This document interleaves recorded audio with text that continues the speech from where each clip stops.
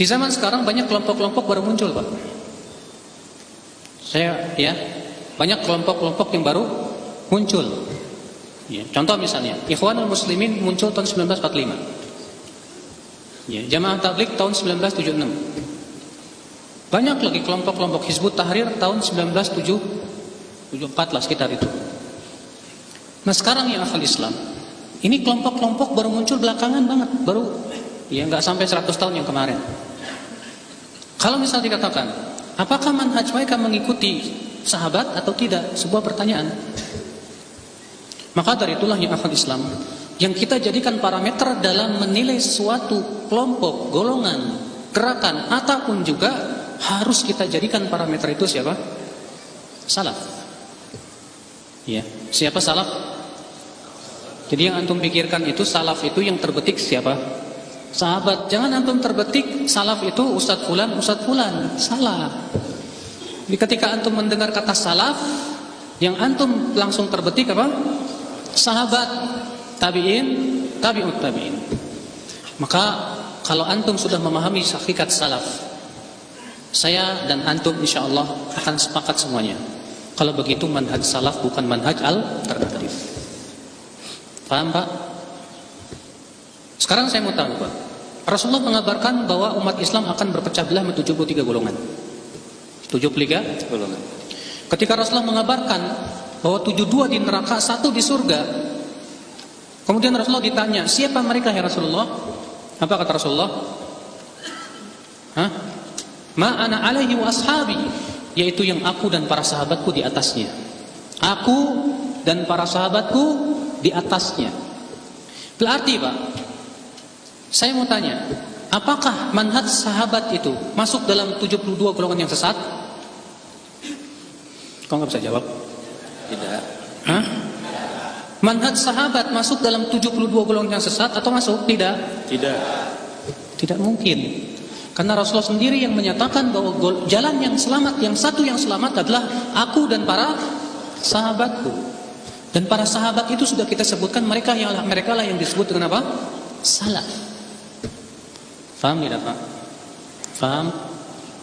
Jadi ya akhi, sekali lagi saya katakan kepada antum, dan antum harus betul-betul memahami hakikat salaf itu siapa. Nah sekarang beda enggak Ustadz antara salaf dengan salafi? Salaf dengan apa? Salafi. Salafi dalam bahasa Arab, Pak, ya, yang di akhirnya kan ada i. Salafi itu sebetulnya kalau ditulis dalam bahasa Arab itu pakai ya, itu set gitu. Dalam bahasa Arab ini disebut dengan yaun nisbah, nisbat kepada salaf. Dalam bahasa Arab menisbatkan sesuatu kepada sesuatu itu ditambahkan i aja. Kalau dia mudzakkar, misalnya kamu orang Jakarta, Jakarti. Kamu orang Bogor, Bogori. Kamu orang Saudi, Saudi. Kamu orang Kuwait, Kuwaiti. Maksudnya apa? Yaitu nisbat kepada apa? Jakarta, nisbat kepada Saudi, nisbat kepada apa? Kuwait. Kamu orang Indonesia, Indonesi. Paham tidak? Itu nisbat kepada mereka, paham? Taib, antum menisbatkan diri kepada negara Indonesia, berarti apa? Indonesia. Demikian pula salafi. Maka fi, i-nya di sini ya, berbentuk ya yang disebut dengan ya nisbat, yaitu nisbat kepada manhaj salaf.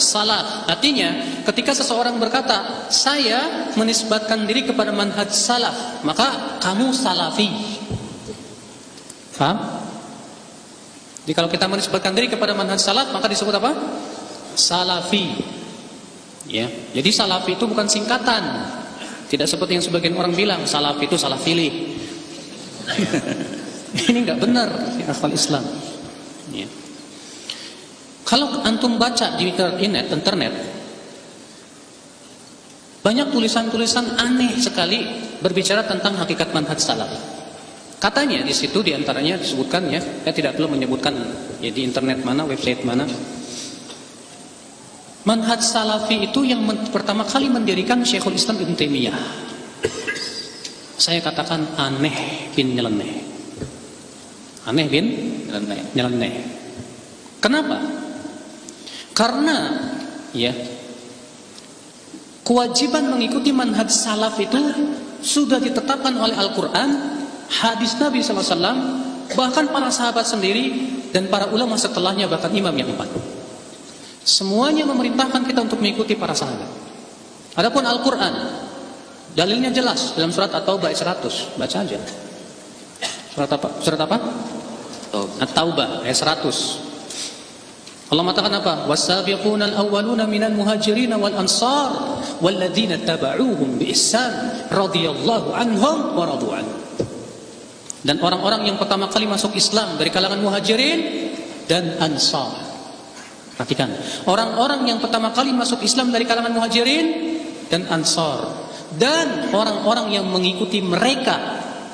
Lihat, dan orang-orang yang mengikuti mereka. Mereka di sini siapa? Muhajirin dan ansar. Apa yang terjadi? Radhiyallahu anhum. Allah ridho kepada mereka. Allah menyatakan keridhaan kepada muhajirin dan ansar dan orang-orang yang mengikuti mereka. Berarti siapapun yang mengikuti muhajirin dan ansar, dia diridhai oleh Allah Subhanahu wa taala. Paham, Pak? Berarti ayat ini tegas tidak, Pak? Menunjukkan wajibnya mengikuti siapa? Para sahabat. Jelas. Adapun hadis banyak. Di antaranya hadis yang paling sahih riwayat Imam At-Tahawi dalam Mushkil Al-Athar dengan sanad yang sahih. Nabi sallallahu alaihi wasallam bersabda begini, "Inna satakunu fitan." Nanti akan muncul fitnah-fitnah. Lalu para sahabat bertanya, "Wahai Rasulullah, ketika muncul fitnah-fitnah itu apa yang harus kami lakukan ya Rasulullah?" Maka Rasulullah bersabda apa? "Tarji'una ila amrikumul awwal." Kembalilah kalian kepada urusan kalian yang pertama. Urusan yang pertama siapa? Kalau bukan sahabat. Ya tidak?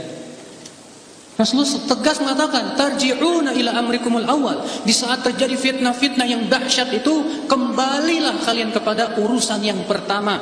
Ini nas yang sangat sharih dari Rasulullah SAW agar kita kembali kepada generasi yang pertama. Generasi yang pertama siapa? Sahabat. Adakah sebelum sahabat generasi yang pertama? Nggak ada. Paham ya, akhi? Adapun para sahabat sendiri, ya, mengucapkan untuk mengikuti para sahabat.